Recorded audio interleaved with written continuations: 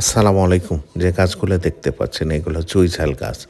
প্যাকেটে আজকে শিফট করলাম। কিছু বড় গাছ আছে সেই গাছের নিচে ডাল পড়ে মাটির সাথে এই শিকড়গুলা গজিয়েছিল। পরে এই গাছগুলা কেটে এখানে প্রতিস্থাপন করেছি। দেখতে পাচ্ছেন এই গাছগুলা, ছোট যে গাছগুলা এই যে দেখতে পাচ্ছেন এই শিকড়গুলা মাটির সাথে মিশে আছে। এই শিকড়গুলা কেটে এই পলিব্যাগে স্থানান্তর করলাম আলাদাভাবে। এই কাজগুলো হয়ে যাবে। প্রতিটা আলাদা আলাদাভাবে এই কাজগুলা হয়ে যাবে এবং এই ব্যাগগুলিতেই আমি এই গাছগুলি আমি লাগিয়েছি।